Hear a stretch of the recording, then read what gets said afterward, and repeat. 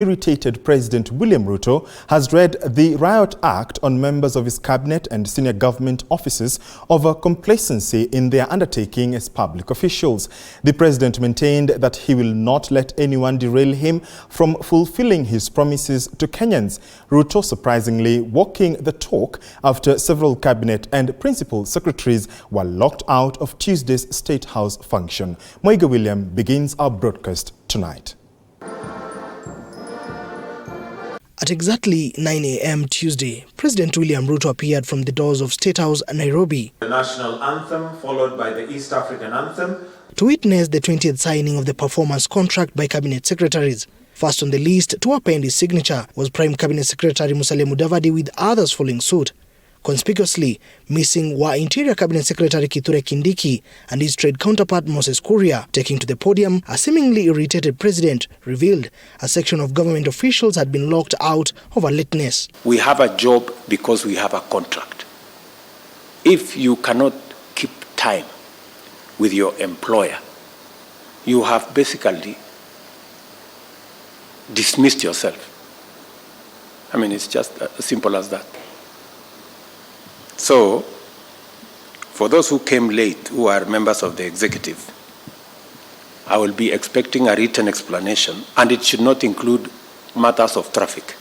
The president, in a lecturing tone, called out a section of members of his cabinet for what he said was not being hands-on in managing their respective dockets, reiterating that this was the incompetence of the highest level. You are the PS or the minister, and the job of the minister and the PS you don't know, or you don't have information.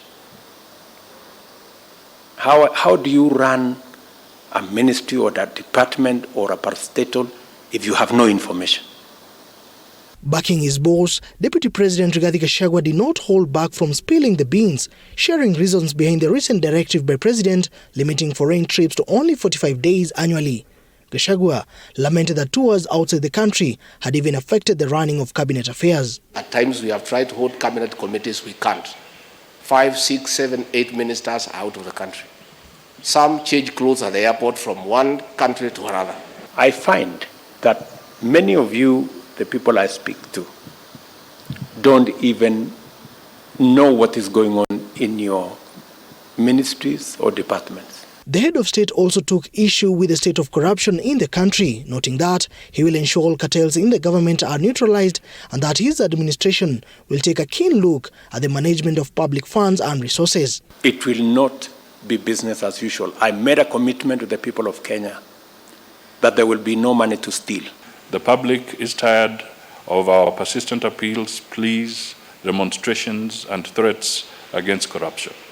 It is time to act, and act decisively, to end this scourge. A tough-talking head of state, President William Ruto going hard in what he termed as incompetency in the public service, reiterating this will not be entertained in his government. Moiga William, TV 47, State House, Nairobi.